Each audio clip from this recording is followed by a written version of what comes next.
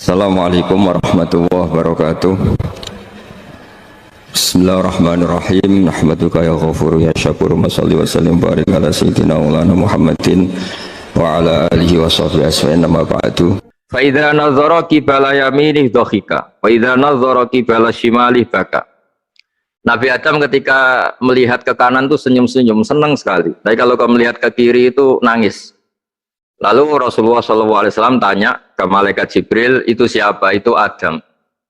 Dan yang kelompok di kanan itu ahli surga, maka beliau kalau melihat senang sekali, dan kalau yang di kiri itu ahli neraka, kalau beliau melihat itu susah sekali.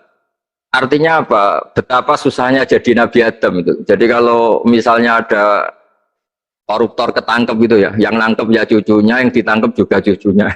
Kalau kita punya anak 10 itu, terus yang satu misalnya nyuri milik temannya, milik saudaranya itu, sing naboi ya anaknya, yang ditaboi juga anaknya. Kayak apa tersiksanya seorang Nabi Adam? Karena nggak punya pilihan, pasti dari sekian kasus dolim dan mazlum, yang mendolimi maupun yang didolimi itu pasti anak cucunya. Jadi betapa susahnya seorang Nabi Adam. Jadi termasuk kearifan kita sebagai manusia itu belajar dari takdir yang kita hadapi, yaitu keterbatasan kita sebagai manusia. Kita harus bisa ngelola kegagalan, terima kodok kodar. Makanya kata Mbah Mun, abahnya Gus Yasin itu sering cerita ke saya, iman itu paling dhuwur itu iman kodok kodar, khairihi wa syarrihi minallah. Kita harus punya kesiapan iman khairihi wa syarrihi minallah. Bahwa segala kebaikan, segala syar itu sudah digariskan oleh Allah Ta'ala. Kita bisa apa sebagai manusia? Jadi pertama Nabi Muhammad ketemu di as-sama idunya, langit paling dekat, itu ketemu Nabi Adam dengan kondisi seperti tadi. Kalau melihat ke kanan itu senyum, karena itu anak-anak beliau, turunan beliau yang ahli surga. Kalau melihat ke kiri itu nangis, karena itu cucu beliau yang ditakdir tidak jadi orang baik. Artinya kalau ada peristiwa sosial apa saja, yang satu zalim, yang satu mazlum, atau yang satu benar, yang satu salah, atau sama-sama benar tapi salah paham, itu semua adalah cucu Nabi Adam alaihis salam, dan itu membuat beliau kadang-kadang dohika, kadang-kadang senyum, kadang-kadang baka, kadang-kadang nangis. Jadi itu yang menjadikan tambahnya arifnya Rasulullah SAW. Saya teruskan, Qultu ya Jibril man hadha qal hadha Adam wa hadhil aswida an yamini wa an shimalih nasamu bani. Fa ahlul yamin ahlul jannah wal aswida allati an shimali ahlun nar. Fa idza nazara qibala yamini dhahika wa idza nazara qibala shimalihi baka.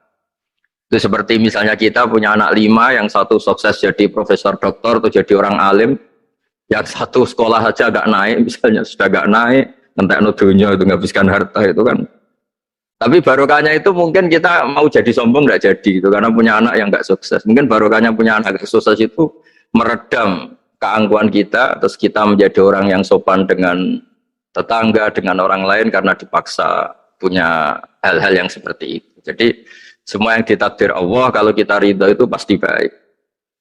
Karena ya kata yang ngarang kitab hikam itu, orang tawadhu itu kalau dinasehati pakai teks saja tidak cukup. Kalau punya utang tuh tawaduk sendiri gitu. Guyonannya orang-orang kiai gitu.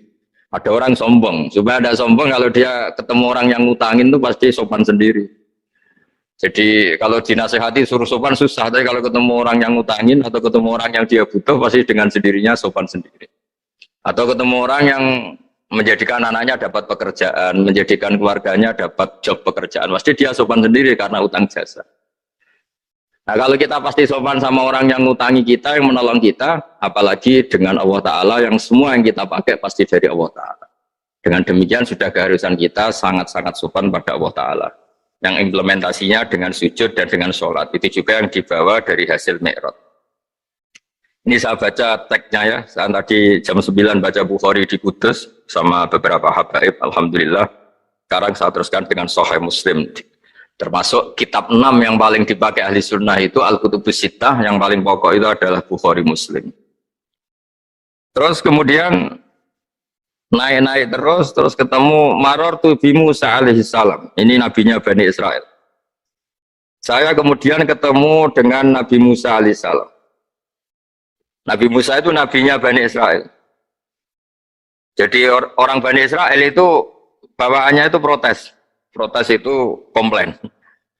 Ketika makomnya beliau dilewati Rasulullah Shallallahu Alaihi Wasallam, kelas beliau sebagai nabi, beliau nangis. Ketika nangis ditanya, Mayubkika, kenapa engkau nangis ya Musa? Terus ini saya baca supaya seperti teksnya. Kata Nabi Musa, Rabbi hadza ghulamun ba'astahu ba'di yadkhulu min ummatihi al-jannata aktsaru mimma yadkhulu min ummati. Ini lelaki atau nabi junior, nabi yang datangnya setelah saya, mestinya senior saya. Tapi nabi ini sukses, umatnya lebih banyak masuk surga ketimbang saya. Ini yang bikin saya nangis. Jadi pikirannya Nabi Musa kalau beliau senior, beliau lebih dulu ya umatnya lebih banyak masuk surga. Ternyata enggak, masih banyak umatnya Rasulullah Shallallahu Alaihi Wasallam. Dan ini gaya beliau yang suka protes itu berkah karena protesnya orang soleh. Saya ulang lagi, apa-apa kalau dilakukan orang soleh itu pasti barokah. Ketika Rasulullah dapat perintah 50 sholat, itu Nabi Ibrahim pertama yang dilewati karena di langit paling atas dibanding nabi-nabi yang lain. Itu Nabi Ibrahim diam karena beliau tidak punya tradisi protes.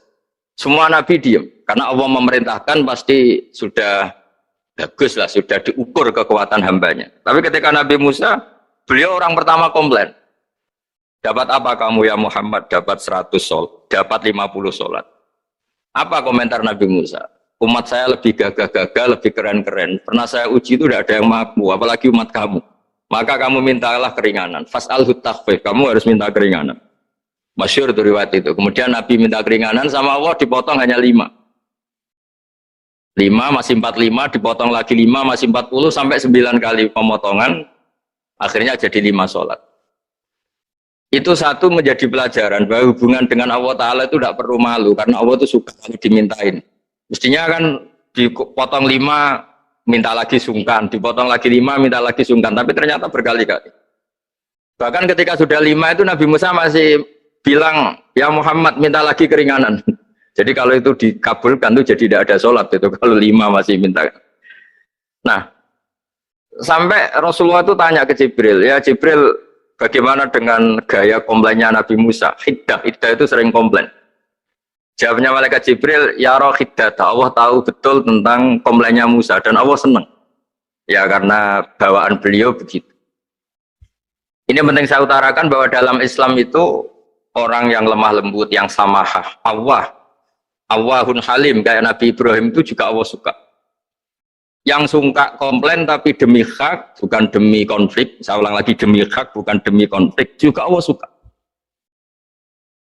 Itu kita menjadi dapat sholat yang hanya 5 itu barokahnya komplainnya Nabi Musa karena kita yang lemah ini diukur dengan umat beliau yang kuat, ternyata umat beliau tidak kuat. Barokahnya tidak kuat itu dipakai tolak ukur apalagi umatmu ya Muhammad. Kemudian itu yang menjadikan Nabi sebagai orang yang sangat tawadhu karena yang merintahkan itu senior. Meskipun kita tahu Nabi Muhammad itu Sayyidul Awwalin wal Akhirin, tapi secara lahir, secara jusmani beliau lahir paling belakang. Dan secara lahir juga beliau Nabi paling terakhir. Jadi secara hukum adab beliau harus sopan. Tentu sopan itu jadi panutan kita. Meskipun kita tahu hakikat beliau adalah Sayyidul Awwalin wal Akhirin. Secara hakikat. Nanti kita bicara lebih jauh tentang jusmani dan ruhani. Nah akhirnya keturutan sampai 5 sholat yang kita lakukan sekarang itu barokahnya komplainnya Nabi Musa. Banyak di cerita-cerita kitab hadis. Ketika Nabi Musa ngaji sama Nabi Khidir, itu komplainnya Nabi Musa menjadi fikih yang luar biasa, kata kitab Ibnu Hajar al-Asqalani, Fathul Bari. Ketika beliau ngaji sama Nabi Khidir, kemudian Nabi Khidir itu dipinjemin perahu sama masyarakat. Sudah dipinjemin karena beliau majanan ya, dikasih gratis. Tapi di tengah-tengah perjalanan perahunya itu dilubangi. Nabi Musa komplain, akhirat tahari tukhriqu ahla, masa kamu lubangin padahal kamu naik, nanti gimana, kamu sudah pinjem, nggak bayar, masih merusak lagi, itu apa-apaan. Nabi Khidir ya rileks saja, ilmu kamu belum cukup untuk menganalisis ini. Begitu juga ada 3 peristiwa yang Nabi Musa itu selalu komplain. Apa yang dikatakan Ibnu Hajar al-Asqalani itu kitab yang sangat bagus sekali. Justru dengan protes itu Nabi Musa punya kelas di atas Nabi Khidir karena orang nggak boleh sukut alal mungkar karena secara fikih orang itu nggak boleh mendiamkan suatu yang buruk. Kita tahu dalam aturan fikih di antara kewajiban kita adalah ingkarul mungkar, mengingkari suatu yang memang harus diingkari. Ya meskipun tentu tidak dengan sikap destruktif yang merusak dan apa, tapi yang nggak baik tentu kita ingkari. Perilaku Nabi Khidir yang melubangi perahu yang tidak miliknya, padahal yang punya perahu sudah menonton, itu perilaku yang nggak baik. Sehingga Nabi Musa protes. Justru protesnya Nabi Musa ini menjadikan beliau selalu di kelas fikih terbaik, yaitu ingkarul mungkar, mengingkari barang yang harus diingkari. Tapi tentu Nabi Khidir juga nggak salah, karena beliau punya perhitungan. Di depan nanti itu ada begal-begal, ada kekuatan yang nggak baik, yang selalu akan membegal perahu-perahu yang kondisinya sempurna. Nabi Khidir punya perhitungan, kalau ibarat mobil ini spionnya kok nggak dipecah, nggak diambil, itu termasuk mobil bagus, pasti digarong. Tapi gara-gara spionnya dipecah dulu sama Nabi Khidir, terus depannya dilumuri apa supaya agak menarik, ini selamat. Jadi perhitungannya Nabi Khidir, wa kana wara'uhum maliku ya'khudhu kulla safinatin ghusba.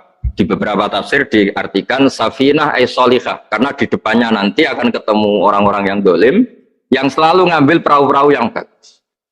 Caranya gimana supaya perahu itu gak diambil? Ya karena mereka hanya ngambil yang bagus, ya dirusak dulu supaya gak bagus. Kalau ya gak bagus nanti lolos dari garong tadi, dari pengambilan secara dolim tadi. Jadi Nabi Khidir gak salah karena ada visi seperti itu. Nabi Musa protes juga gak salah karena memang tugasnya fikih itu ingkarul mungkar, mengingkari barang yang memang gak benar. Nah, di sini seperti yang dikatakan Gus Yassin, kita harus bisa ngelola perbedaan, ngelola beda sudut pandang dan sebagainya. Sehingga kita selalu dapat nikmat Allah Ta'ala, wa allafa baina qulubihim, nikmat yang kita asik, kita hidup asik, nyaman. Doa-doa bapak-bapak saya, guru-guru kita sering ijazai setiap ketemu teman atau keluarga disuruh berdoa, Allahumma alif baina qulubina wa aslih dzata bainina. Semoga hubungan kita dengan orang lain itu baik-baik saja dan semua konflik kita dibenahi oleh Allah Subhanahu wa taala. Karena kita tidak pernah tahu ya, kita miskin kadang dianggap problem karena takut membebani tetangga. Tapi kita kaya juga kadang dianggap problem karena orang lain takut kalah dengan kita. Kita tidak pernah tahu cara pandang orang lain. Jadi kadang-kadang kita menang gitu, sama yang senang dikira kita pemikir serius. Tapi sama yang nggak senang dikira kita merengut. Kita guyon, kata yang senang itu luar biasa. Kita dianggap orang yang ceria. Bagi yang nggak senang dianggap arogan. Jadi kita tidak pernah bisa ngelola pikiran orang lain. Nah, barokahnya rahmat Allah yang tidak terbatas, kita seperti ini. Dan itu digambarkan oleh Allah Ta'ala ketika ketemu antar Nabi itu. Cara pandang ya beda-beda. Nabi Ibrahim itu kalau melihat orang yang nggak benar, itu ya ngendikane faman tabi'ani fa innahu minni wa man asani fa innaka ghafurur rahim. Ya Allah, yang ikut saya ya karuan kelompok saya, yang tidak ikut saya semoga engkau banyak mengampuni mereka. Nabi Nuh beda sekali cara pandang. Nabi Isa ubudiyah murni. Ketika melihat orang yang nggak benar, beliau tidak ngambil sikap. Beliau ngendikan intu adzibhum fa innahum ibadu. Kalau engkau seksa nggih monggo Gusti, itu hamba-hamba jenengan, itu terserah jenengan. Wa in taghfir lahum, kalau engkau ampuni nggih monggo, jenengan yang punya pertimbangan lebih bijak. Dan itu yang dalam banyak hadis ketika Rasulullah SAW melihat umatnya di akhir zaman yang macam-macam, Nabi ngambil sikap kayak sikapnya Nabi Isa. Sebagian riwayat Nabi mengatakan fa'aqulu kama qalal abdus sholeh. Saya akan mengambil sikap kayak sikapnya al-abdus sholeh. Di hadis itu diredaksikan, yaitu dengan redaksi intu azibhum fa'inum ibaduk wa intafir lahum fa'innaka antal azizul hakim. Ya, saya teruskan. Kemudian akhirnya Rasulullah SAW sampai ke Sidratil Muntaha. Wa ra'aitu Ibrahim alaihi salam wa ana asbahu waladih bih. Ketika ketemu Nabi Ibrahim, hubungan Rasulullah itu sangat emosional. Beliau yang pertama diceritakan, saya ketika ketemu Nabi Ibrahim itu senang sekali karena ternyata saya ini cucu beliau, turunan beliau yang paling mirip beliau. Jadi ini unik, dari sekian peristiwa besar, peristiwa langit, kemudian Nabi ada hubungan emosional yang luar biasa ketika ketemu Nabi Ibrahim. Pertama yang dikatakan Nabi, wa ana asbahu waladi bih. Saya adalah cucu yang paling mirip beliau. Dan ini kita tahu akhirnya di semua syariat kita, istilah resminya itu anit tabi millata Ibrahim hanifah.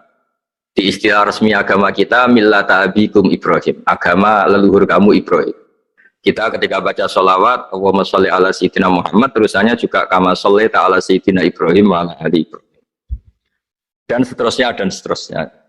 Kemudian yang terakhir saya cerita secara akidah Ahlussunnah wal Jamaah yang dianut oleh Imam Asy'ari dan Maturidi. Meskipun secara lahir itu Nabi ngalami pertemuan dengan Allah di Sidratil Muntaha, tapi tetap saja kita cara pandang bahwa Allah Ta'ala itu mukhalafatul hawadis. Allah tidak bisa kamu andekan di satu tempat terus ngalami hal-hal yang kita alami sebagai makhluk. Sebab itu sirinya kenapa di surat Isra dimulai dari subhanalladzi. Allah tetap maha suci. Maha suci itu artinya terbebas dari yang kita alami. Allah selalu mukhalafatul hawadis. Allah la yahtaju ila makarin. Allah tidak butuh tempat. Allah tidak butuh waktu. Allah tidak butuh semua. Karena Allah itu qayyum. Allah itu qiyamuhu binafsihi, berdiri sendiri. Allah tidak butuh aras. Allah tidak butuh kursi. Tapi eksistensi kursi yang butuh Allah. Allah tidak butuh aras, tidak butuh kursi, tidak butuh langit. Semuanya itu berdiri karena Allah. Bukan sebaliknya Allah berdiri di atas semuanya. Sehingga kita mulai kecil diajari Allah itu siapa? Al-Qayyum. Kalau bahasa kita, qiyamuhu binafsi. Selalu berdiri sendiri dan Allah itu Al-Ghaniyul Mutlak. Enggak butuh yang lain. Di sini pentingnya selalu Nabi ngintikan subhanallah, subhanallah, beritanya tetap Allah itu maha suci, Allah maha besar, Allah maha agung, dan keagungannya diantara ditandai dia punya sifat yang tidak sifat kita. Dia punya keabadian yang tidak bisa kita miliki. Dia punya semuanya yang tidak kita miliki. Itu sebab itu dimulai subhanalladzi asra bi abdi lailam minal masjidil haram. Jadi kata subhana ini maha suci itu maha suci dari tempat, dari waktu, dari apa saja. Meskipun Allah punya adat, punya sunnah, memperlakukan hambanya itu dengan logika atau bayangan yang dibayangkan seorang hambanya.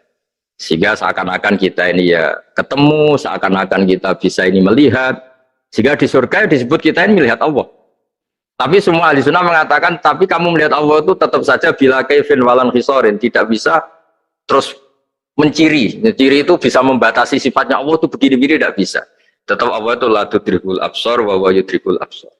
Tapi kita bisa disebut melihat dengan kemakhlukan kita yang profan di surga disebut melihat. Tapi bukan melihat yang kayak kita melihat antar makhluk yang terus bisa apa itu cerita detail, cerita spesifik, cerita apa tidak bisa. La tudrikul absar. Ini hebatnya ulama-ulama kita selalu cerita Mi'raj, cerita nazar ila wa fil jannah, melihat Allah di surga. Tapi bersamaan dengan itu selalu cerita Allah itu mukhalafatul hawadis, Allah itu laisa kamislihi syai'un. Jadi terima kasih Gajang utamanya pada Gus Yasin dan yang membantu semuanya. Barokahnya kita ketemu bisa ngaji, supaya barokah saya baca teks aslinya di Hadisil Isra, karena tadi saya jam 9 sudah baca Bukhari, ini supaya dapat berkah saya ini baca Sahih Muslim. Begini ya, saya tak cerita karena saya baca kitab itu banyak sekali. Ini bukan dalam konteks sombong atau takabur, boten. Saya cerita baca kitab banyak itu supaya sampean tahu bahwa pikiran saya ini mamluk, dipenuhi dengan pikiran-pikiran ulama dulu karena saya sering baca. Jadi tidak pikiran saya sendiri. Khusyuk itu maknanya takut. Ya takut itu ya maknanya takut. Takut itu ya kelas-kelasan. Misalnya saya dipanggil bapak saya, "Bahak sini." Sekedar datang ke tempat itu meskipun nggak niat nurut, saya ulang lagi, sekedar datang ke tempat beliau manggil saya meskipun nggak niat nurut, itu sudah satu poin tertentu. Karena dipanggil terus menghadap itu sudah bagus, meskipun di hati saya nanti saya bilang nggak mau, saya mau main. Tapi itu sudah poin tersendiri. Karena bandingannya akbala dalam bahasa Arab itu adbaro. Adbaro itu dari kata dubur, dubur itu membelakangi. Daripada misalnya dipanggil Bahak sini, malah lari, menjauh, membelakangi. Kalau dalam bahasa Arab, adbaro itu menjadikan duburnya di belakangnya. Makanya bandingannya akbala itu menghadap dengan muka. Kalau adbaro orang di belakangi pakai duburnya. Makanya dalam bahasa Arab disebut adbaro. Nah, sehingga terburuk dari seorang hamba itu adbaro, dipanggil ndak moro, dipanggil ndak menuju yang dipanggil, malah menjauh. Nah menjauh ini dalam bahasa Arab itu kadang dibahasakan tawalla. Tawalla itu mengo itu menghindari, atau adbaro, membelakang. Jadi kalau Anda sholat kok masih sering salah, dan saya yakin semua orang juga gitu, kalau nggak nabi, nggak wali itu ada ya kesalahan-kesalahan yang tidak fatal-fatal banget, karena ada kebaikan yang Anda lakukan, yaitu ketika Anda dipanggil, Anda istijabah, Anda mengiyakan dengan menghadap. Ya itu sudah bagus. Nah setelah menghadap ternyata Disuruh apa itu tidak nurut. Disuruh apa nggak nurut itu satu kesalahan yang tidak mengganggu poin pertama tadi Anda menghadap. Sehingga banyak cerita di hadis-hadis ada sahabat yang zaman itu tidak soleh-soleh banget. Zaman itu ketika Nabi, saya ini mau sholat ya Rasulullah, tapi jangan diminta berhenti dari begini-begini. Beliau menyebutkan sekian kemungkaran sahabat tadi. Nabi komentarnya itu sayan hahumayakul. Nanti kalau sering sholat lama-lama ya nggak begitu. Nah ini kelirunya kita sebagai manusia. Lama-lama juga baik, itu kita kira itu terus harus sekarang gitu loh. Nah itu keliru, harus sekarang itu keliru. Bisa saja kita ini setiap sholat pasti sudah ditulis Allah, nanti itu mati baik. Belalang nanti habis asar sebelum kita maksiat sudah mati, habis sisa sebelum kita maksiat lagi sudah mati. Jadi barokahnya sholat itu ada waktu yang potensi ya, potensi sholat itu akhir kenangan kita, sholat itu identitas kita, sholat itu status kita. Nah, karena kita sholat itu pakai niat, niat itu komitmen. Sementara kalau Anda maksiat itu tidak pakai niat, karena zallah. Zallah itu ya ada niat maksiat, tahu-tahu mungkin di bis ketemu orang cantik, terus agak jelalatan, tapi kan tidak niat. Tapi kalau sampai sholat kan datang ke masjid, bayangkan diimami ini, nanti kamu takbir, nanti kamu baca ini, baca ini. Jadi benar-benar komitmen, itu status kita. Kata Said Zabidi disebut mautinuhu wa haqiqatuh. Baiknya umat Islam itu kalau taat itu mautinu, itu alamat resminya, itu statusnya, kata Said Zabidi. Tapi kalau dia maksiat itu zallah, zallah itu kepleset. Jadi tidak pernah jadi status kita. Semoga semua maksiat kita ini tidak status, tapi zallah. Tapi ketika taat itu status, hakikat kita. Maka fal'ubudiyah ya haqiqatuh wa mautinuhu wa dhatuh. Ini kata Said Abdul Az-Zabidi pengarang Ithaf. Orang Islam itu orang yang ketika ibadah itu identitasnya betul, ketika ibadah itu Allahu Akbar, dia berharap rahmatnya Allah gini-gini. Nah ketika salah dia zallah, dia ngantor ya ada niat korupsi, dia ingin memenai negara ini, dia nyai juga agak ingin macam-macam gitu. Ya tapi karena manusia terus ada zallah. Nah semoga semua kesalahan kita ini zallah itu ya cara Jawa kepleset, tidak mental. Dan semua kebaikan kita ini mental, yaitu kebaikan yang jadi tempat kita, identitas kita, haqiqatuh wa mautinuh wa dzat. Tapi jangan pernah berpikir kalau apa artinya sholat kalau kita masih melakukan kemungkaran, itu salah besar. Sholat itu wajib, dengan Anda sholat itu sudah mengurangi kemungkaran Anda, karena Anda tidak melawan ketentuan Allah Ta'ala. Kayak kita orang Indonesia, meskipun kita koruptor, mau jadi KTP Indonesia sudah bagus, kita mau jadi warga Indonesia, meskipun setelah itu kita korupsi, dan salah, tapi lumayan jadi mau jadi warga apa? Indonesia. Orang mau sholat artinya dia menstatuskan diri sebagai hamba Allah. Teken kontra, kalau saya ini hambamu ya Allah, anta robbi, iya karena butuh, iya karena stain. Soal salah ya salah aja yang sama. Kita tetap warga Indonesia meskipun kita salah, meskipun kita koruptor, meskipun kita salah, tetap aja warga Indonesia yang berhak mendapat jatah makan meskipun di penjara, meskipun apa. Sama, kita ini hamba Allah yang mengakui kalau Allah itu Tuhan, kita hamba. Dan barokahnya pengakuan itu insya Allah di cerita-cerita syafaat, kalau kita dosa atau apa insya Allah dapat syafaatnya Rasulullah SAW, karena kita tidak pernah lari dari status kehambaan. Jadi yang harus dipegang, makanya status kehambaan ini nggak boleh hilang. Kita harus sering bilang Robbi, Robbi, Tuhanku yang merawat aku, yang memberi aku.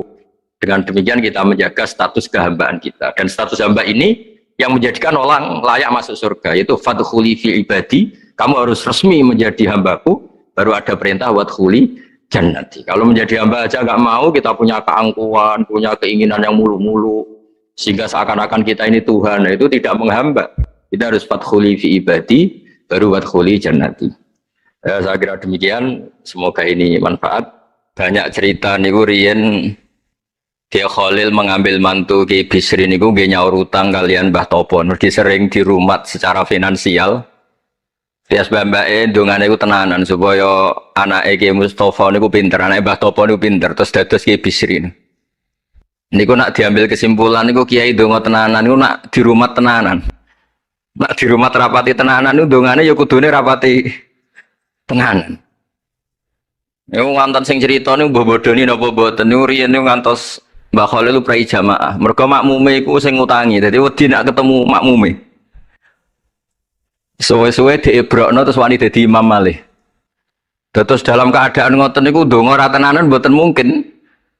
Singkat cerita terus Kiai Bisri dados tiang alim, Kiai Misbah dados tiang alim. Terus fan ingkang ditekuni niku nahwu. Wau leres sing didawaken Kiai Said angsal gelar Sibawaihi zamani. Panjen riyen kula piyambak sering didhawuhi Mbah Mun, nggih sering istifadah teng terjemahan Alfiyaipun Kiai Bisri. Riyen teng sarang nak belajar Ibnu Aqil di antara referensi itu tulisannya Kiai Bisri mbek Kiai Misbah. Sing sedanten niku barokahe didikanipun Kiai Khalil Harun. Kula piyambak zuriyah saking Mbah Dimyati. Mbah Dimyati riyen teng sarang keceluke putra angkate Kiai Umar Harun. Mergi wau Kiai Umar mboten gadah putra. Kula cerita silsilah sing radi serius. Dados niki waliane Gus Yofur wau mun rileks niki kula sing cerita serius.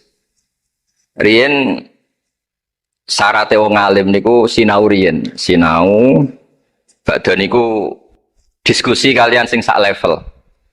Badhe niku nembe ngaji. Sehingga nak ngaji kantun nyocokno niki kangge santri-santri Rodotul Thalibin. Dados kisah hal sebelum ngaji Mbah Zubair niku sinau riyen. Misalnya piyambake macane tajibu, mengke kiyaine maca tajibus sholatu. Mengke diskusi terus ngaos Mbah Zubair. Angger macane wis kembar terus berarti aku wis pinter. Karena yang memutuskan rofa nasab itu tidak kiainya tapi dia. Dados kantun nyemak. Ki bengi tak waca rofa kok kiai ku rofa, berarti ilmuku wis padha. Aku maca nasab kok kiai ku nasab berarti padha. Aku maca jer kiai ku jer wis padha. Nah santri-santri kan mboten ngaji mboten persiapan. Teko ngaji mbek takok halaman. Niku pun santri innalillahi wa inna ilaihi rajiun. Niku nggak bisa diharapkan. Terus kula riyen niku GR alim niku nggih alasan perkara ini sinau riyen. Dadi agar bangun maca kok pun kembarane 90% apa 80% nggih mun setengah ngalim. Kok nak salah kok sampai 90% ya goblok banget. Sakniki mboten santri sinau iku mboten persiapan ngaji takok halaman tok endi. Mau menyenggai sholawat. Salam Muhammad sholli alaihi. Mboten mikir wong kiai ini maca Allahumma sholli ala Muhammad malah ngongkon kiai ini sholli alaihi itu nak diterjemahkan Allahumma sholli ala Muhammad terus dekne ngomong sholli alaihi nggih monggo jenengan maca sholawat. Wong sholli nu fi'il amar. Tapi wong jenenge wong ora mikir nggih. Terus niku ruwet. Terus niki kula cerita sing serius kersane jenengan pirsa bilih sing minter wong ra bakat pinter niku nggih kangelan tenan. Riyen bapak kula nggih nah definisi wali nu ngoten kula nggih insyaallah pun mlebu lah. Mergi kula niku nggih minter tiyang kathah. Tiang-tiang sing ra bakat pinter teng Gunung Kidul niku kula kathah sing kula dadekno kiai niku. Tapi mboten pinter banget pokoknya memenuhi kualifikasi lah. Mergi ceritane niku nggih sederhana. Riyen niku Mbah Khalil niku nak mulang nahwu tenanan. Mergi sesuatu itu jadi mudah. Mulane cerita sing beredar teng Lirboyo niku Ja'a Zaidun, Zaid datang. Ini wonten santri pelengahan delok lawang. Gurune ngamuk. Kamu orang mana? Orang Bekasi. Kenapa pelengahan? Ya katanya Ja'a Zaidun itu Zaidan. Habis Pak Guru bohong. Katanya Zaid datang melihat Zaid ternyata orangnya nggak ada. Contohnya Ja'a Zaidun itu Zaidan. Tapi barokahnya itu terus sesuatu itu menjadi mudah. Lah ini sing dawe Mbah Mun wae sing didawakan Gus Zofur kula jek eling dawe Mbah Mun gelem ra gelem Allah kudu gawe wong alim kok wong Jawa.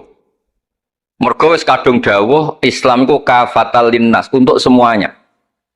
Fasibawae Farisiun. Imam Sibawae itu orang Persia. Imam Ghazali juga Tos itu Persia. Banyak orang alim dari Irak. Irak itu Babylon, itu tidak Arab. Karena Islam ini kafatal linnas. Makanya gelem ra gelem guyonane Mbah Mun niku Allah kudu gawe wong-wong koyok Warijo, koyok Kirun kudu dadi wong alim. Guling-gilingan nak Islam tidak milik orang Arab saja tapi kafatal linnas. Niku nak cara Mbah Mun. Dadi mumpun dadi janjine pangeran. Mulane sing mondok Arab nggih monggo, sing mondok pundi mawon nggih monggo, tapi Kiai Jawa tetep ndek jatah alim. Mergo niku mumpun kuota. Mumpun kuota. Terus riyen Mbah Fadl sing diceritakno Gus Zofur niku tiyang alim mboten mondok teng putih-putih teng Jawa. Mbah Sahal riyen alime nggih mondoke di antarane teng Sarah. Mergo mun jatah. Islam iki dawuh Mbah Mun kafatal linnas. Mulane Allah kudu gawe wong alim-alim sing wong Persia, wong Jawa, wong Cina. Tiang Imam Sibawae niku mboten tiyang Arab. Mulane piyambake ra frustasi nak debat mbek wong Arab. Masyhur yen ada ahli nahwu sing tiang Arab, namine Kisai. Piyambake Sibaweh tiang Persia. Niku didu kalian seorang raja di depan umum kan maca qad kuntu adzunnu annal aqrab asyaddu las'atan minaz zambur faidzan hiya faidzan huwa hiya atau faidzan huwa iya.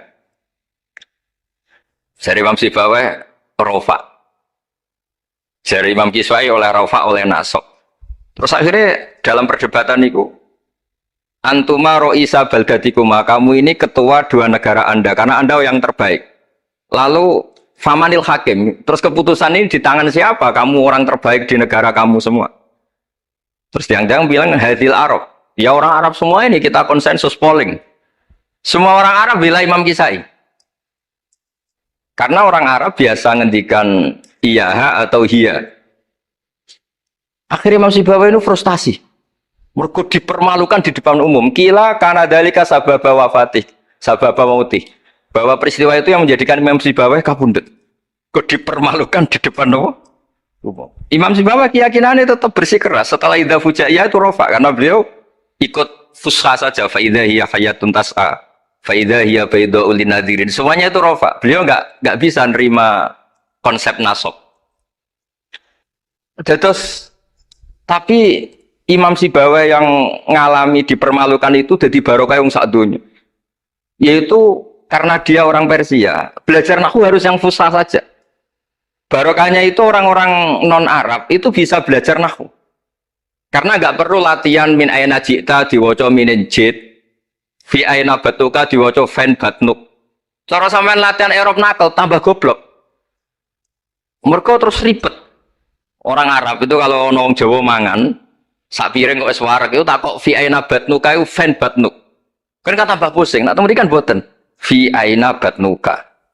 Min aina jita. Sehingga ra perlu mikir minin jit. Terus dawe bangun barokah fusha itu terus nahwu itu bisa digeneralisir. Akhirnya terus pilihannya alfiyah. Kila diantara sing beto alfiyah pertama nu Ki Khalil Bangkalan. Mergi teng silsilah wau sing dirawakan Kiai Said di antara gurunipun Mbah Khalil Harun Kiai Khalil Bangkalan. Kula piyambak menyaksikan dalam manaqibnya Syekhona Khalil, beliau ngaji sama Said Zaini Tahlan. Said Zaini Tahlan gurune Said Abi Bakar Sato yang ngarang I'anatut Thalibin. Terus kalau misalnya saya pakai sanad Mbah Maimun, Mbah Mun, Mbah Zubair, Mbah Fakih Mas Kumambang, Kiai Mahfud Termas, Said Abi Bakar Sato, Said Zaini Tahlan. Kalau pakai Mbah Mun, Mbah Karim atau Mbah Manap, Syekhona Khalil, ini langsung dugi Sayyid Zaini Tahlan. Jadi a'la sanadan kalau pakai jalur Mbah Mun, Mbah Karim, Syekhona Khalil langsung Sayyid Zaini Tahlan. Sama kalau pakai sanad keluarga sini misalnya Mbah Khalil Harun langsung ke Syekhona Khalil langsung dugi Sayyid Zaini Tahlan. Nah silsilah keulamaan ini penting karena dulu ini cerita mawon. Sing ora bakat ngalim di ngalimno, tetep dadi kiai. Sing wis bakat alim di makrifatno. Termasuk makrifate Said Zabidi niku sing nyekseni tiyang Jawa. Ya niku Mbak Abdul Manan. Terus riyen cerita-cerita tentang legenda silsilah Kiai Jawa niku Mbah Hasan Besari niku keluarga kerajaan pun duwe dhuwit, nggih pun ngertos dunia internasional. Kepengen mondok teng Mekah. Mbah Hasan Besari sing terkenal yo. Akhirnya ngajak kancane namanya Abdul Manan niku tiang termes, tiang desa. Dijak akhirnya mondok teng Mekah, dados tiang alim. Termasuk nderekaken Said Zabidi dugi Mesir, Shahibul Ithaf. Ki Abdul Manan gak ada putra alim alama namanya Ki Abdullah. Ki Abdullah gak ada putra namanya Ki Mahfud. Dugi Ki Mahfud niki cerita sing terkenal niku kepanggih Mbah Munawir. Kila niku murid guru wakila konco. Sing jelas saingan dadi wali perkarane. Mbah Mahfud itu ora trimo, tapi ora trimo sae hiro. Kalau dalam bahasa Arab gopto ta hiro. Sopo sih kok ana wong sak tawafan khatam Quran. Dados sing kula tambahi Gus Sulil dadi wali ku sak tawafan khatam Quran. Mboten maca ithaf dalu-dalu seneng Gus penggane rokokan dalu-dalu maca kitab malah seneng. Kon molekan. Niku akhirnya kepanggih. Kepanggih terus kila niku Kiai Mahfud pesen Muhammad ini kan betul teng Indonesia. Mulane Gus Muhammad akhirnya jadi kiai Quran. Di pondokno teng Termas bareng-bareng Bali Maksum, Gus Habib. Niku sedanten terus ngaji Badim Yati Termas. Kalau nanti diceritani Mbah Mus mriki meledake muridnya Mbah Khalil Harun di antara sebabnya niku Mbah Dimyati Termas wafat. Terus sebagian santri-santri ageng udah ngaos teng Kasingan teng Mbah Khalil Harun. Walhasil terus Gus Muhammad itu dados ngapal Quran alim. Terus dipek mantu tiyang sugih namanya Kaji Taslim. Terus akhirnya urip teng Betengan. Gak ada putra Ki Harir samangke wonten Gus Muhammad. Jadi Muhammad bin Harir bin Muhammad bin Mahfud bin Abdullah bin Abdul Manan. Niku pun dugi Shahibul Ithafus Sadat Al-Muttaqin. Saraipun kitab napa? Ikhya. Niku nak ngarang. Niki cerita niku nak ngarang jan luar biasa. Kitab 14 juz. Niku kabeh berilmu, boten dipenuhi cerita-cerita yang boten penting. Semuanya berkualitas. Yang paling saya kenang dari, dan ini sekaligus kalau terakhir muludan nih. Yang paling saya kenang dari statement beliau, dari ngendikan beliau itu begini. Wan Nabi sallallahu alaihi wasallam wa in jalla qadru muhtajun ila rahmatihi ta'ala wa fadli. Dari cara pikiran beliau itu umat ini setelah Nabi Isa. Penggemar Nabi Isa itu salah dalam mendudukkan Nabi Isa, berlebihan sampai mengatakan Isa ibnu Allah. Yang benci juga berlebihan sampai mengatakan Isa itu waladuz zina, yaitu orang-orang Yahudi. Tapi kata Said Zabidi, hadil ummah maksumatun min dzalika kullih. Umat ini akan diselamatkan, pecinta Rasulullah Shallallahu Alaihi Wasallam itu akan diselamatkan dari dosa atau kesalahan-kesalahan orang Nasrani melihat Isa. Barokahnya apa? Barokahnya sholawat. Yaitu umat ini wiridan Allahumma sholli ala Sayyidina Muhammad. Allahumma itu pemberi, Muhammad apapun jalla qadruh penerima. Sehingga kita baca sholawat itu sekaligus menunjukkan mahabbah kita ke Rasulullah Shallallahu Alaihi Wasallam, bahwa beliau makhluk terbaik, manusia terbaik, yang paling layak dapat askat sholawat, askat takhiyat dari Allah Ta'ala. Tapi tetap saja Allah ini pemberi, Rasulullah ini penerima. Sehingga umat ini tidak akan mendudukkan Rasulullah setingkat Allah. Yaitu yang disebut burdah da'mat ta'atun nasara fi nabihimi wahkum bima syi'ta madhan fihi wahtakimi. Pokoknya silahkan memuja Nabi Muhammad setinggi langit asal da'mat ta'atun nasara. Tinggalkan kesalahan yang dilakukan orang Nasrani. Nah itu kata Said Zabidi, cukup kowe maca sholawat. Karena dengan baca sholawat berarti Allahumma sholli ala Muhammad, Allah pemberi, Nabi apapun agungnya penerima. Jadi sampean nyebut Allah, yaitu Jalla Jalaluh, menyebut akrobu habaibi akrobu asfi'ahi. Nah itu ini cerita. Jadi kita ini dididik orang-orang spesial. Saya dididik Mbah Mun, dididik Bapak, dididik guru-guru yang lain. Beliau dididik Mbah Zubair di antara gurunya Mbah Karim, Mbah Fakih dididik Mbah Mahfud dididik Ki Abdullah dididik Ki Abdul Manan. Ki Abdul Manan ini dididik yang ngarang kitab Ithafus Sadatil Muttaqin.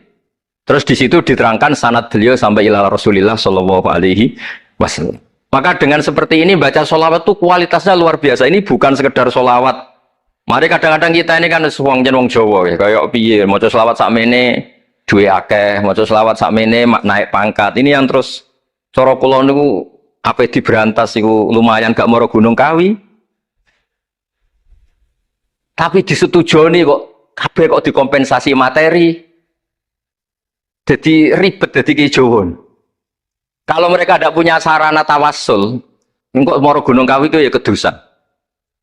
Tapi mau sholawat ben dadi bupati, engkau nara mandi nang nyalahno sholawat. Jadi kejauhan ya bingung.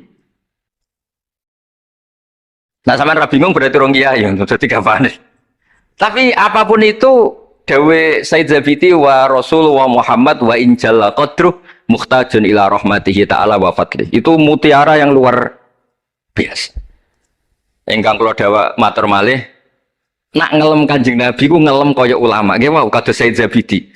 Wong trimo redaksi sing kita baca keseharian, tapi beliau bisa memahami bahwa hadhihi sholawat, sighatus sholawat. Itu sighat sing nyelamatkan hadil ummah ila yaumil kiamah. Cinta kita pada Rasulullah terselamatkan karena kita baca sholawat. Tauhid kita terselamatkan karena Allah al-mu'ti, Rasulullah al-mu'ta. Apapun hebatnya Nabi, posisi yang diberi, yang menerima, pemberinya tetap Allah Subhanahu wa taala. Dan ini cerita-cerita ngaji tahqiq ingkang sanate musalsal ila Rasulillah sallallahu alaihi wasallam. Terus kula suwun seneng Rasulullah nggih wonten sing baca selawat dengan jumlah besar. Wonten sing bacanya ndak besar tapi ngerti sirrun min asrori selawat. Ngene iku piye supaya selawat iku nunjukno mahabbah kita lan keyakinan kita nabi niki afdhalul khalqi, paling disenengi Allah. Tapi sekaligus nabi tetap abdullah wa rasul. Cukup dengan redaksi Allahumma sholli ala Muhammad atau sholli ala Sayyidina Muhammad. Terus niki mun dalu nek sampean kakean ilmu malah bingung. Wong kula piyambak mun nganggep final yang didhawuhna Gus Zofur mergi saya bersaksi karena hal yang sama juga Mbah Mun sering dawuh. Sing jelas iki Jawa kudu bangga tetep untuk kuota.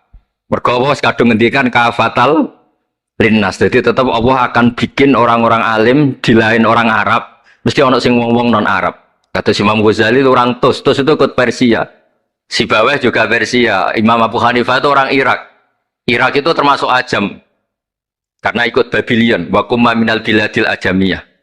Mesir ikut Afrika. Terus insya Allah barokah cerita niki, barokah wow penjelasan Ibn Gus Zofur dan kita juga sering dengar dawe-dawe Mbah Mus, Mbah Khalil bahwa agama ini luar biasa. Mergi Indonesia nu boten saged bahasa Arab tapi saged ngarang kitab bahasa Arab. Ini Mbah Mun sering dawuh, Mbah Fadl bocah bahasa Arab ya ora iso. Ki Ihsan Jampes tau dites Mbah Zubair, jare Mbah Zubair iseng ngetes Mbah Ihsan dijak bahasa Arab ya ora iso, tapi iso ngarang kitab. Mbah Fadl ketemu supir taksi Arab ya tuntas. Pinter supir taksi. Mana gara Mbah Mun ana wong modho Arab kepen pinter, kepen iso bahasa Arab. Kowe adol es ning Arab kok pinter bahasa Arab iso ora Mbah Mun. Nah pen alim yo niru Mbah Fadl. Tapi sakit alim alam. Mergi mpun untuk kuota agama ini kafatal linnas. Nah, agama itu mulai dulu itu masalah klaim di sosialnya ya. Pada level kebenaran tentu agama itu hak dan batil. Tapi pada level sosial itu klaim. Klaim bahwa Ibrahim itu kita. Kata orang Islam, kata orang Yahudi Ibrahim itu kita, kata orang Nasrani Ibrahim itu kita. Sebab perdebatan itu ketika diputuskan Yerusalem, Hebron, terus Bethlehem, itu dianggap kota internasional, kota bersama. Sehingga di sana itu yang namanya Nabi itu kadang kakinya di masjid, kepalanya di sinagog, atau pokoknya separuhan. Jadi saya pernah sholat di masjid Ibrahim itu harus melewati sinagog. Itu tak inceng Nabi Iskak itu nang tengah-tengah sinagog. Ibrahim lumayan, sirahe nang masjid. Jadi hanya satu bangunan.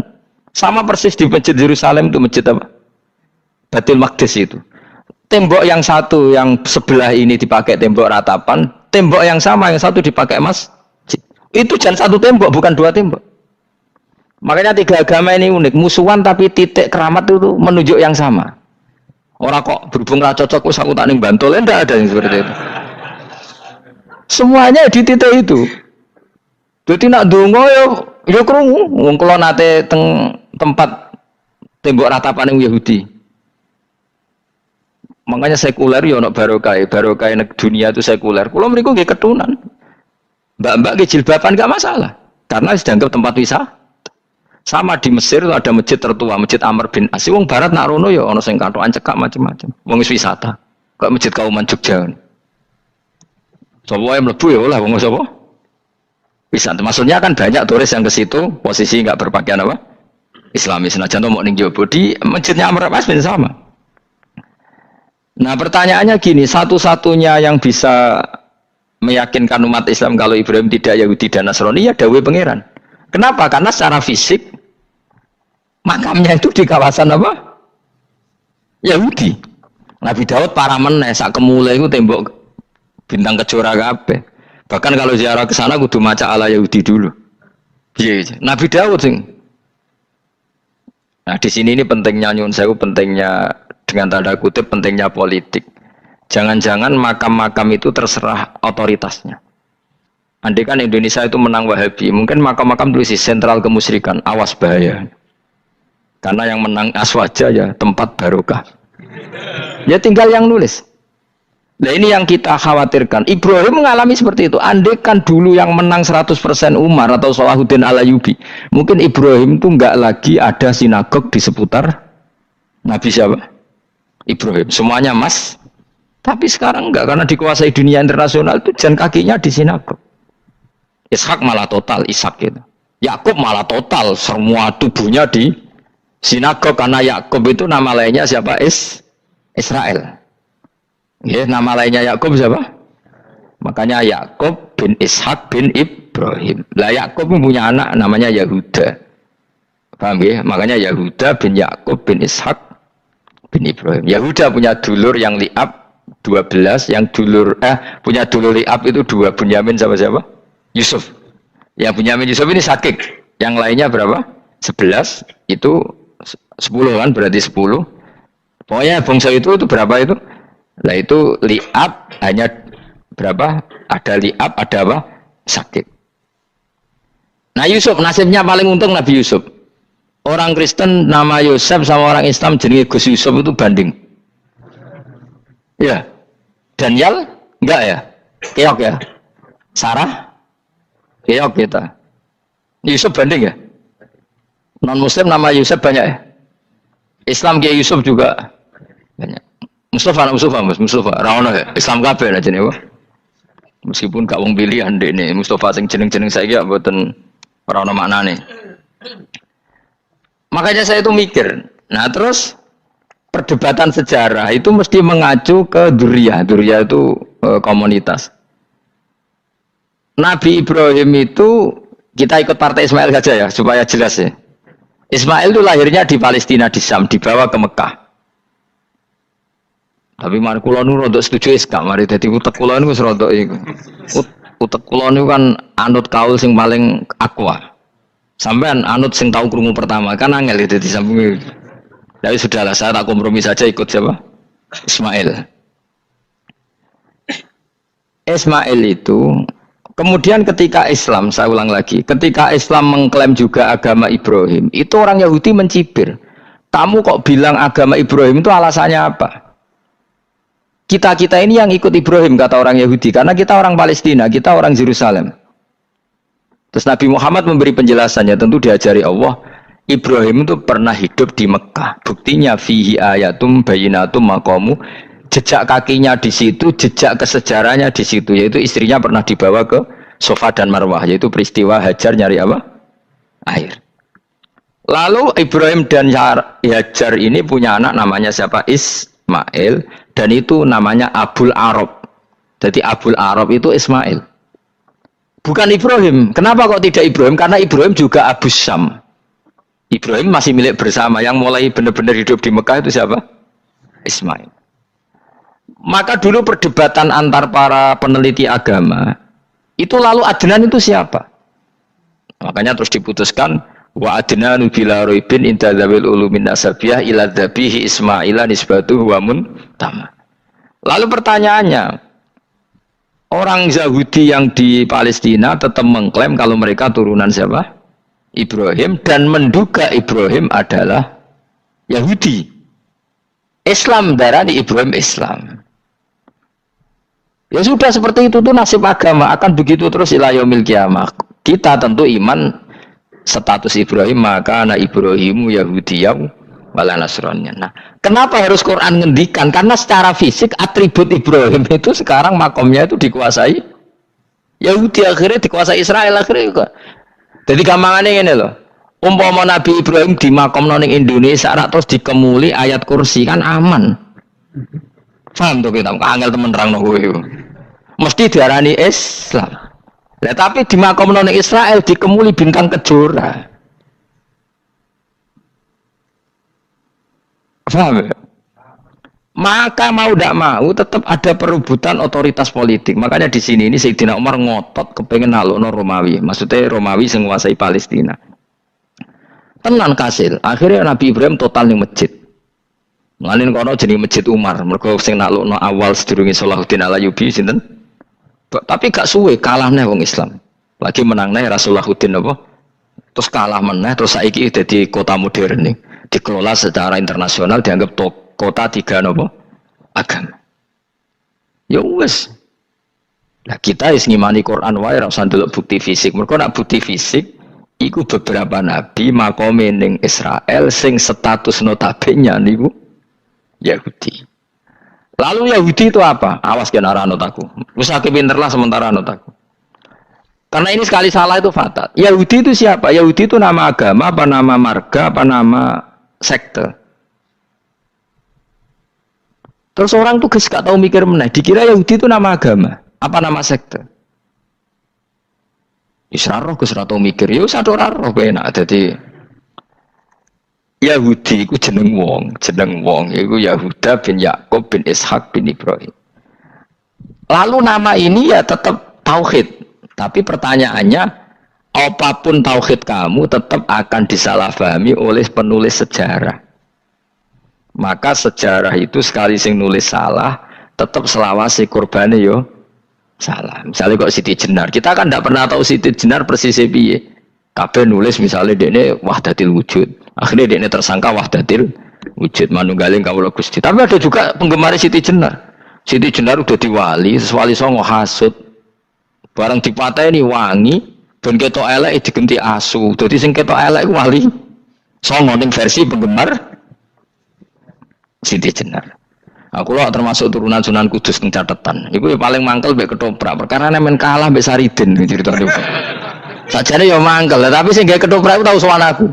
Tak takoki lho kowe gawe ketoprak ngono piye iki mergawi Gus ora ono hubungane bener apa salah ya. Bar sih. Ini nggone cerita Saridin kali Sunan Kudus sampean kalah. Berarti iki buyutku cah ketok luwih kondang. Ya sudah seperti itu. Nah,